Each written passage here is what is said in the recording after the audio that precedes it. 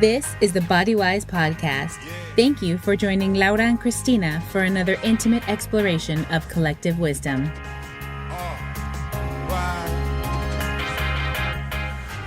Welcome back to Body Wise Podcast, everybody. Cristina Kerp here, and I am super excited to be joined by Jean Choi, a nutritional therapy practitioner, recipe developer, food photographer, creator of What Great Grandma Ate. She is a foodie, a chef. She loves to do paleo, Whole30 recipes, but they're like super delicious, super approachable. She's a new mom. Congratulations. Her cooking style is influenced by her Korean American background, and it's delicious. And her photography is ridiculous. And her cookbook is stunning, Korean paleo. You have to check it out. And yeah, she lives in Southern California with her husband, her baby girl, and her two pups, fur babies. I used to say I would never say fur babies, but I have a fur baby too. A real baby and a fur baby. Welcome. Thank you. What an intro. I'm so happy to be here. I'm really excited. Yeah, I'm so excited we get to hang out. I thought we were probably going to see each other at WellnessCon this year, but everything got canceled. So I know. So we have very sad about it. It's very sad. So we definitely want to talk about motherhood today, because I think we haven't really had a new mom on the podcast yet. And Laura and I are moms, but our kids are not grown, but they're older. And I love that you were you were already an NNTP, a health food blogger, a cookbook author. Like, you were already super into the health stuff before you had baby. And so my journey and my sister's is a little different. It's like we had kids and then got healthy. So I can't wait to hear your perspective. But first, tell us more about what Great Grandma Ate. Like, tell us about your platform, your blog, your business. Yeah. So I started What Great Grandma Ate, I think it's been 6 years now. I think it was 2014. And I started it because I was struggling for years with digestive issues, hormonal issues, and I just couldn't figure out why. And I went to a bunch of different doctors, and they tested for celiac, and they said nothing's wrong with me. So through my independent research, I found that I have gluten and dairy sensitivity. And ever since I switched that food and did an entire elimination diet, I've never felt better, because I used to look like I was pregnant all the time just because I was so bloated. And that disappeared within a week. And I was so thrilled and excited. So I decided to start a blog, because back then there weren't that many gluten-free foods, and they're just like not that many products on the market like there are today. So I decided to start a blog and share recipes. And I really didn't think that it was going to become my full-time job now, but it was started as a hobby, and it kind of grew from there. And yeah, I just share really delicious recipes that are gluten and dairy free and paleo. I dabble with keto now and then, and it has become my baby. And I also share about motherhood a ton, because that's my new passion now, ever since becoming a mom and just going through the entire experience. And I also wrote a cookbook, Korean paleo, through it all. And yeah, it's just become my business now. And you can find a ton of recipes on there and on my Instagram. That's amazing. I love that. I've had similar start when you start, it's your passion, and then all of a sudden you're like, wow, I can make a living doing what I love, and from home. It truly is. It's pretty awesome, but it's also a ton of work, of work. People don't realize. I mean, recipe development, the photography, the cleanup. I mean, the Pinteresting, SEO optimization, newsletter.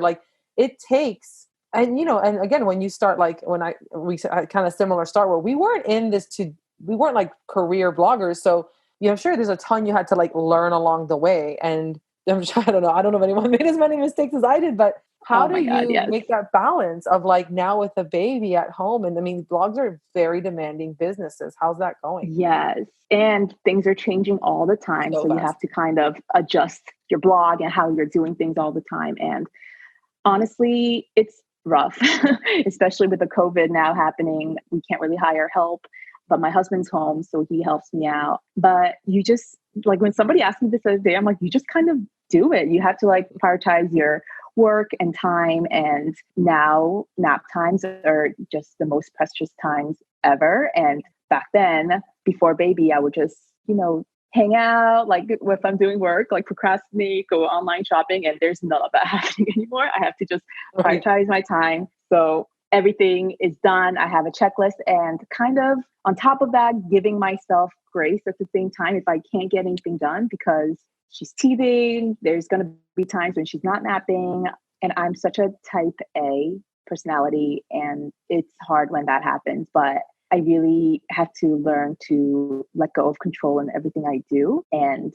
hope that everything works out, because it's tough being a mom and trying to work full time. And I am working full time, the output that I have, even though I take breaks and sometimes I can't get anything done, the amount of work that I put out is the same as before baby. So, Wow. so it's rough, but it gets done. And it's just about, keeping myself accountable and seeing what is important to me at this moment. And it's, as you said, starting a blog and creating a business on your own is so, so hard, but I created that, and I don't want to give it up. Right. And I think that's okay. I think there's so many moms who text me or whatever, and they're like, it's okay. Like you won't get this moment back. Like, be with your baby. And I think that's fine. I do concentrate all my time and energy on my baby when she's up and we're hanging out.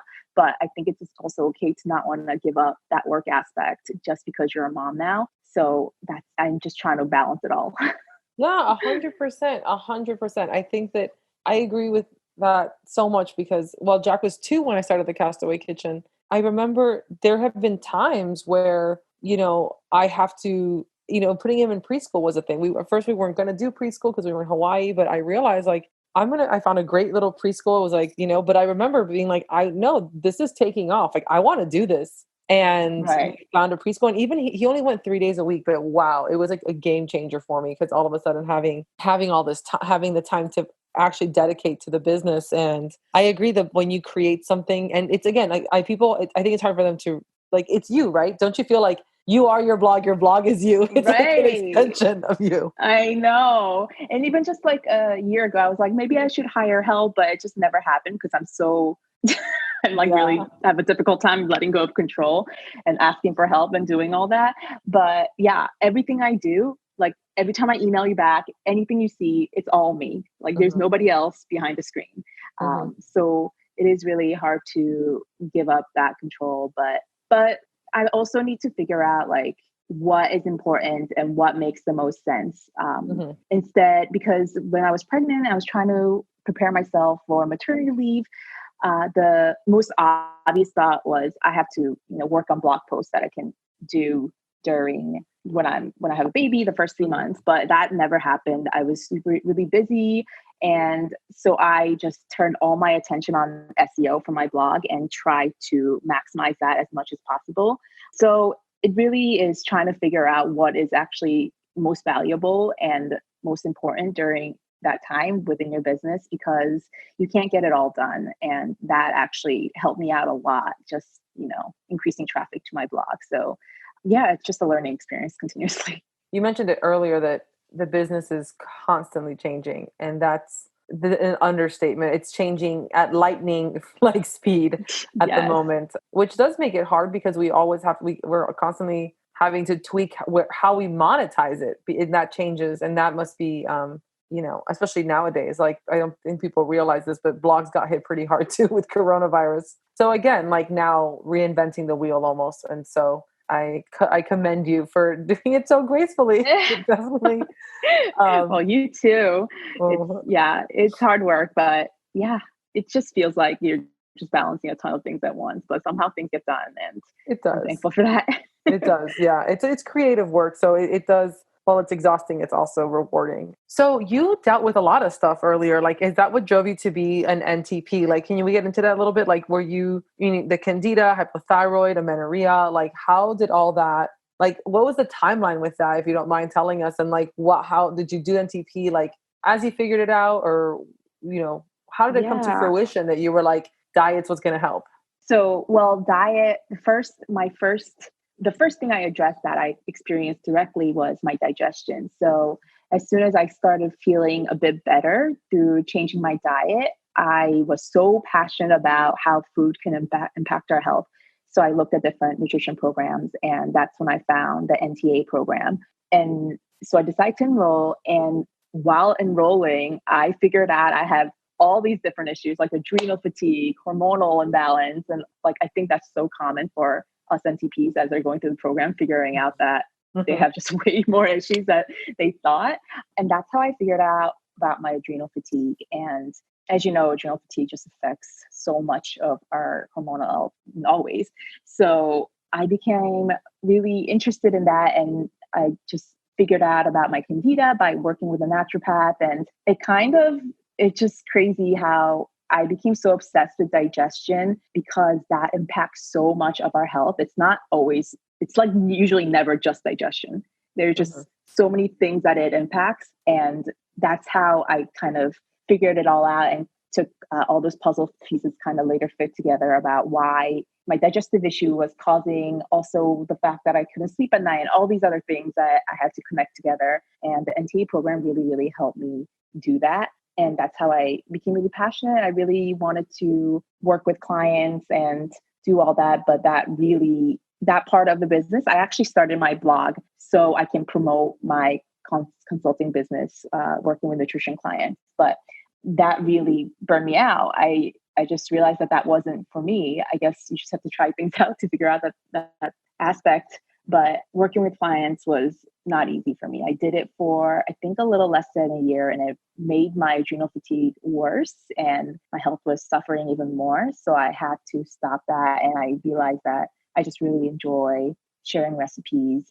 That's what really gives me joy. Food photography gives me joy. So I just shifted my business that way. But all the things I learned from the NTA, like I still infuse in everything I do because I learned so much from that. That's amazing. And yeah, I agree. Like digestion is everything. It's like the beginning of all the things. And that's cool. I mean, it is, coaching. It's interesting because we did it backwards, right? I started a blog and then started coaching, which I do now, but only for Dr. Campbell. But we talked a little bit earlier before we were recording how it is. I mean, it's great helping people one-on-one, but definitely I think it's a lot, it takes a lot more out of you because the one-on-one.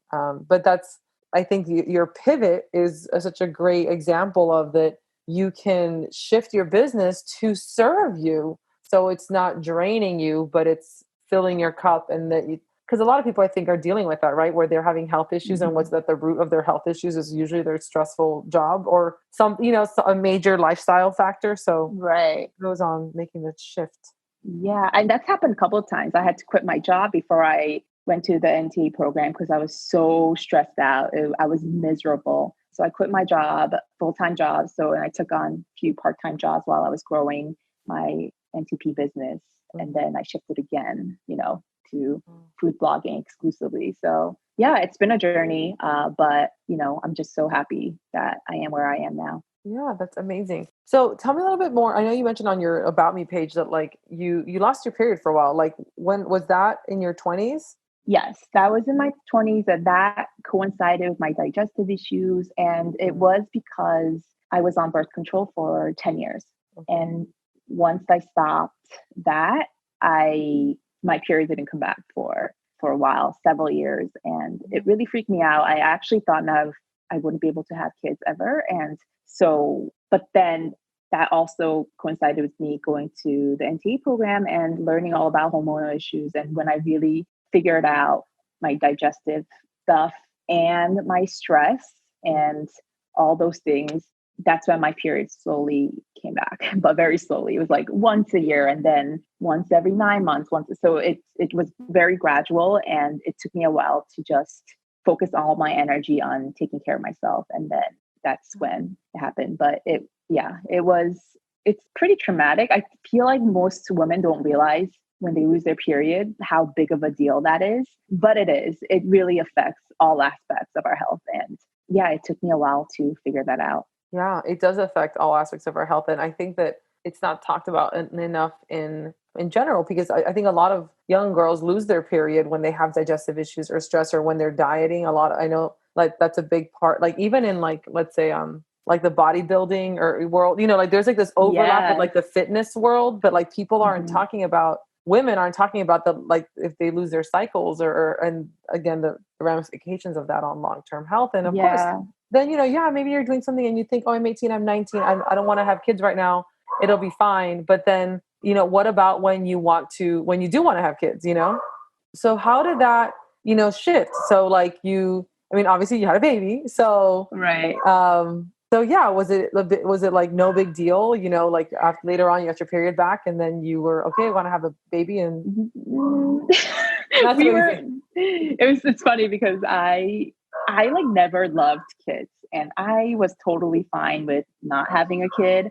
But at the same time, I was accepting the fact that might not be able to have a child just because I had so many hormonal issues. And I think knowing that, I was kind of tricking myself into believing that I don't want kids because in the back of my head, I thought I couldn't. So we were doing cycle tracking for birth control because I just refused to go back to birth control ever again after what happened. And then I got kind of lazy with it, and I was like, oh, it probably won't happen. And then it happened. So it was kind of a surprise, even though we were like, I mean, if it happens, it happens. It probably won't.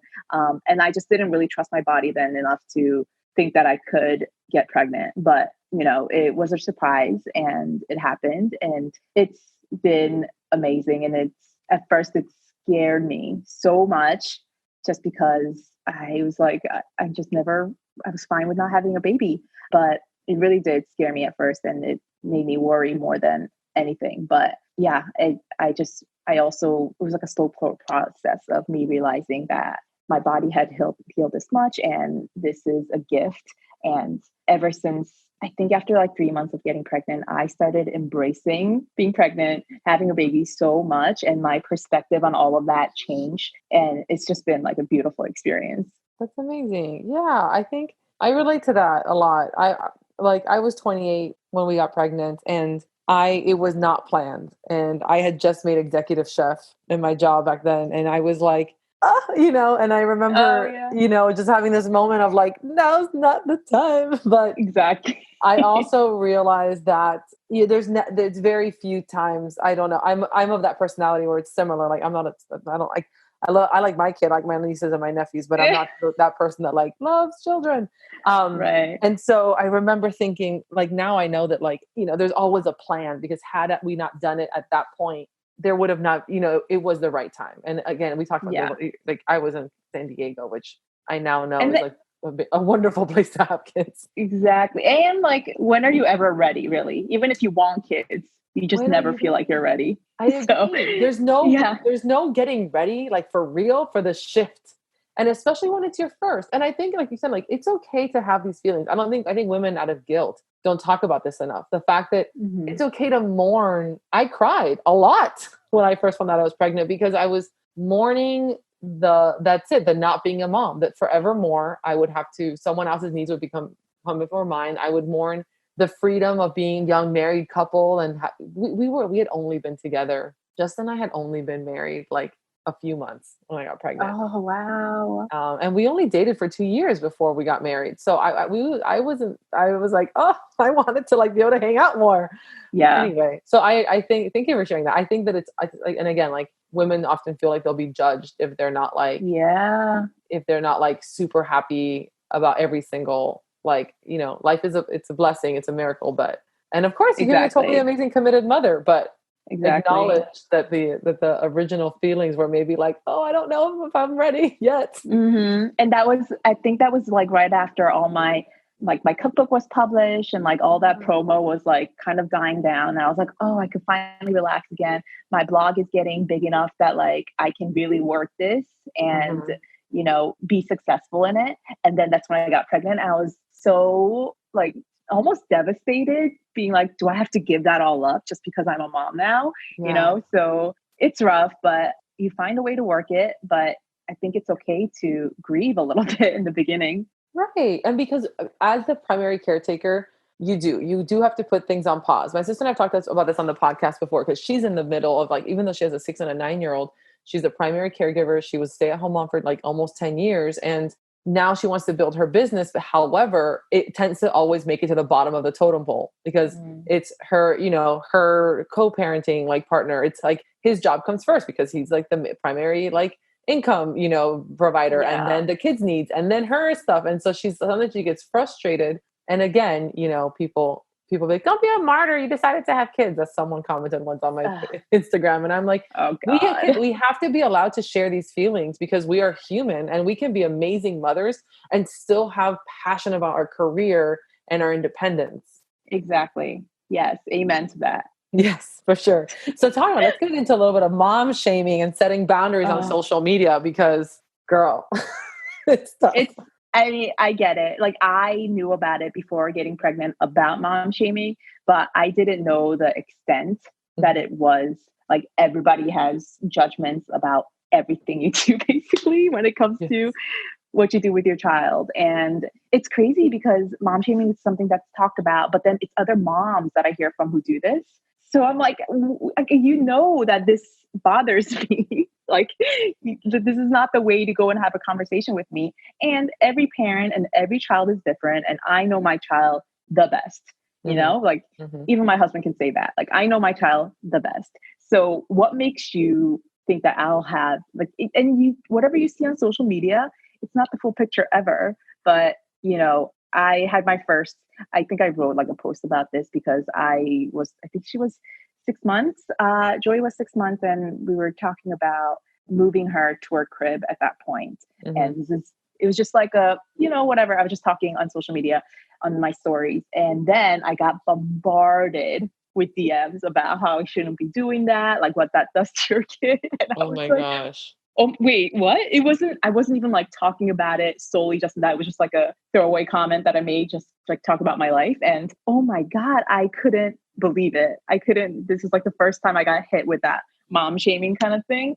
And it almost made me not want to share anymore about being a mom. But I continue to do it just because there are a lot of people who find it really helpful and relatable for me to talk about my journey, you know, my struggles, my achievements, and all of that. And I think that's important because I don't think there's enough of that out there. You kind of see everything behind like the rosy filter of Instagram, and which is fine, but parenting is hard. It's really rough. And I want other people to see that. But that doesn't mean I'm welcoming judgments, you know, scrutiny and all of that from people I don't know from the internet.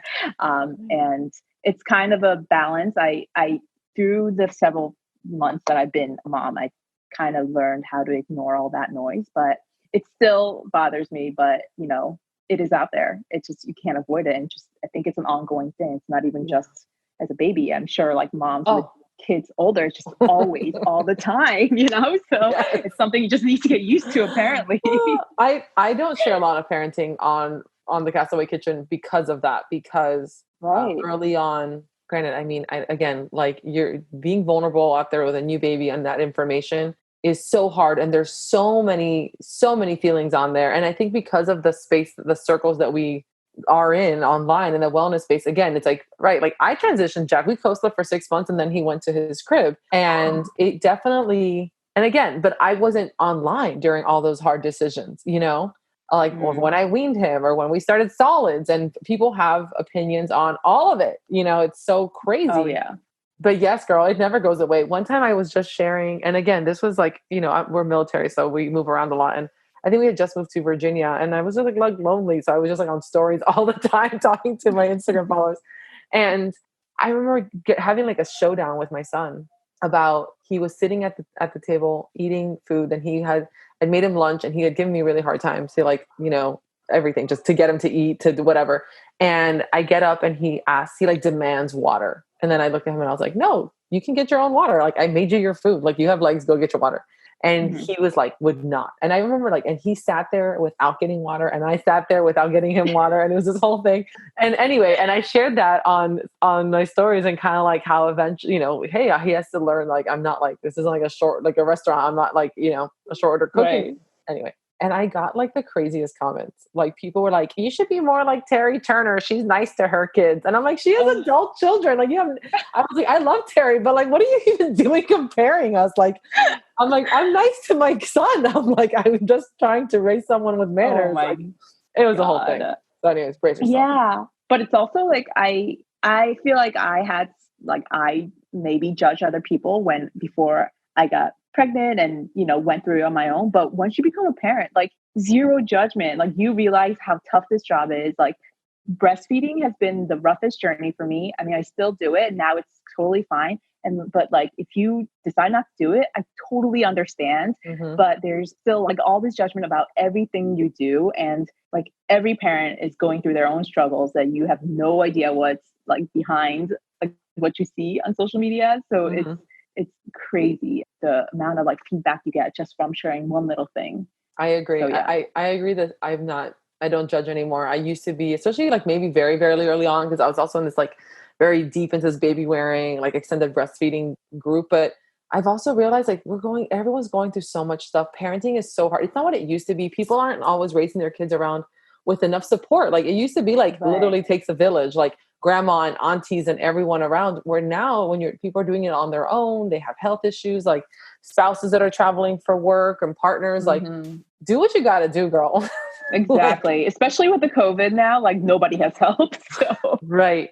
Yeah. so it's challenging, but you just got to do what makes you happy. Like, I get it. There's certain, like, if you are happy, I think if you are as happy as a child, your child will be happy. And you just really need to do what works best for the both of you. For sure. For sure. So leading into our next topic and feeling empowerment, like how did you feel like, the empowerment through pregnancy, through motherhood? How do you think like that's just, I don't know, made you more of a badass? Like, what are your So thoughts? I've explained that I went to different doctors for different things in my Mhm. past, and they didn't really help me out. And it was my doctor who recommended going birth control. And I feel like a lot of my health issues stem from that. So I just like have this perception of the medical, like I'm always hesitant to Mhm. do anything. So this is why I went through a midwife, a little bit more holistic approach, because I first went to regular doctor when I first got pregnant, and she gave me like no help at all every time I asked questions, and she didn't really know the answers. So I decided to just go with a midwife and learn from her. But also, I think dealing with my health issues for so long and realizing what I feel good on, like I just really trusted my body at this point to do what's right for me. And getting pregnant during that time kind of extended throughout that pregnancy. And I know there's all these things like you shouldn't be doing this during pregnancy, you shouldn't be doing that. Like for me, all of that gave me so much anxiety, like all the rules. Like for me, the way I calmed myself and felt more empowered was if I didn't read any of that stuff or even try to seek out, unless it was something like a really positive birth experience.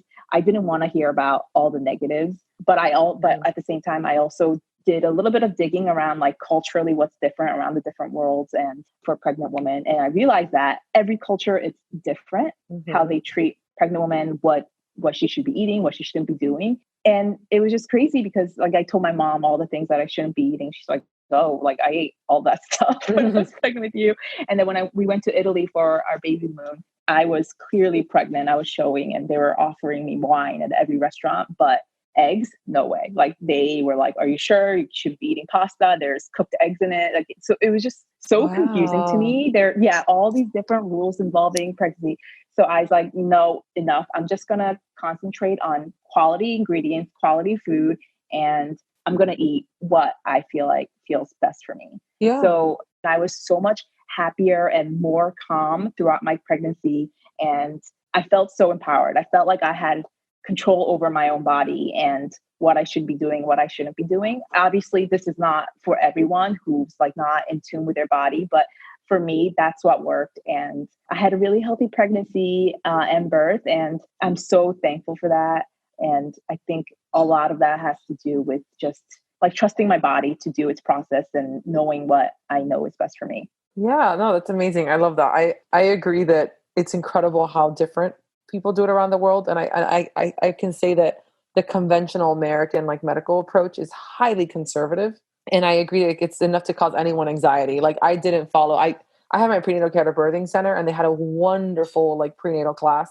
And, I had steak tartare when I was pregnant. Like, Mm-hmm. there were just things that I ate, not all the time, but at one restaurant. And I remember just, again, sticking to quality, really good quality, real food. And I also had a great healthy pregnancy. I, Yeah. and how was your, like, everything, like birthing was good, healthy baby, healthy mom, all like, good to Yeah, go. it was good. I was like a week and a half late and I was going crazy at Oh that time. God. Yeah, but once labor started, like I was laboring all day, but it wasn't like there was no serious contractions and I was like, oh, I'm probably not going to have this baby today. But we ended up going to the birth center just because my water did seem to have broken, even though it was Mhm. very little. So I was like, maybe I just peed myself. Mhm. But Like my midwife said, just come in so we can check. And as soon as I walked in, I had my baby in 2 hours. Wow. Yeah, it came like my contraction came out of nowhere, really strong, really fast. So I was in the birthing room, like, having contractions, and my midwife came in. She's like, I'm just going to check on you because you've been screaming really loud, even though it's really early. And she checked me and she's like, girl, you're about to have this baby. So yeah, it was really, really fast. And they say super quick births are super painful. And I can attest to that. I mean, it was my only time, but it was, I almost asked to be transferred to a hospital because I couldn't take it anymore. And I'm strong. Like when it comes to that, I have high tolerance to pain, especially when it comes to my own body and like birth. Like I was so connected to it. I was such a positive view of it. But but she came out perfectly healthy, and she's amazing. And I've been embracing it. I just love it. And it makes me want a second. Yeah. Good for you. That's awesome. Yeah. I didn't have Jack at the birthing center because he went the full 2 weeks overdue, and then the birthing center could no longer take me. So I was induced at the hospital, and, nothing went as planned, but the Pitocin made the contractions very, very, very painful. I agree that it's impressive, but doable. But I remember thinking throughout the whole thing, how I remember that feeling of like, I guess when you're pregnant, it's your first, I always kept wondering, like, when will I know when I have to push? Oh no, like, I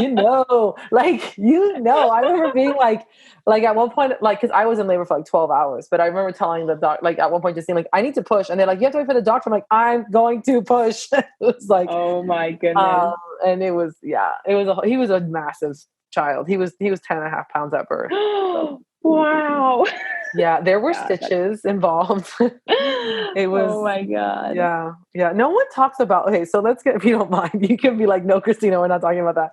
But I feel like no one talks about postpartum, like the postpartum hot mess express that is everything. Like no one talks about the adult diapers. Like no one told me there would be adult diapers. And like going to the bathroom after you have a baby, that's just like the worst. Oh my God. Yeah, it's so scary. I'm so thankful because my parents came like a month before I had a baby, and they like cooked like all that stuff after I had baby. So I had a ton of support, and I'm so thankful for them. But yeah, postpartum period, if you can do it, I would say take like 3 months off to just heal, soak up the baby, like all, because it is not easy. And this country doesn't give women time to heal after they're having a baby. You're back to work in whatever, like a month. But your body it's basically trauma on your body, what you're going through. You're like ripped in half, basically. And you need time to heal. And I was fortunate enough that my mom came and she did all like the Korean seaweed soup and all of that stuff, like herbs. But yeah, postpartum period is no joke. And you're emotionally so vulnerable, mentally, physically, all of that stuff. So if you can do it, like take 3 months off, because that's the way it's done in Korea. They actually have centers that postpartum mamas go to with their baby, and that's where they learn to breastfeed. They get fed, and they're able to just fully be and just heal for like a month and a half, I think. And it's just so beautiful. But I feel like we're so lacking in that here. Yeah. And it's so needed. It is. I remember reading, like, I think it's like in India, like postpartum, like women literally they stay in bed with their baby and their family is there and they cook for them and change the baby, and just like bring everything to them. And we don't have that support system here. And you're right, it is very physically demanding, like not to traumatize those who haven't had a baby yet, but vaginal birth is fine. You do like Humpty Dumpty does go back together again. However, you're very depleted, like so depleted. And I think that, again, that it does take that time for your body to, feel like your hormones to come back into balance, for you not to feel, and you're not sleeping all of a sudden. You're this little human and you're producing milk and your schedule's off whack. And like, it's such a major shift in this country, and especially in the US, it's the bounce back, like get your body back in 3 months. Like you shouldn't be jumping around a gym like a month after you had a baby. You need to be like eating and sleeping. And yeah, and try to like sleep when the baby sleep. That's like so not easy to do, but No. I tried to do that and it did help a ton. Like I know not everyone has like access to that, but wow, like give your body time to heal. Even not even just physically, you are in such a vulnerable state. If you're not getting enough sleep, you're all of a sudden having these high emotions and then feeling depressed the next day. Like, you know, it's just a lot. And it's really a shame that a lot of moms have to go through that alone or just with their immediate family. And you really need a support system around you. And if I didn't have my parents around, like I probably would have hired like a postpartum doula because that made such a huge difference. You're just going through so much. Like you don't even recognize your own body at that point. And you have this child to take care of. And it's just so much. Like moms are superheroes because you just go through so much and For real. it's a lot. Yeah. Yeah. So what are your best tips for like, I mean, nutrition wise, like postpartum? I know you said your mom was hooking it up in the kitchen. So like nutrient wise, like healing foods postpartum, like goodness, like flex your NTP-ness, girl. Yeah. Tell us So like what you recommend. for in Korea, it's all about seaweed. It has a ton of iodine, a ton of nutrients, zinc. So I had so much seaweed soup and bone broth. Like your body is so depleted in nutrients. So I just like a lot of warming foods. Like my mom wouldn't even let me touch cold things, even water. She's like, don't drink it ice cold because your body like they say it's in a cold state after having a baby. So you want it to be really warming. So a lot of soups. I had a lot of like congee from Mm-hmm. our local like super authentic Chinese restaurant because they cook it really, oh god, it's so soothing and you just feel better afterwards.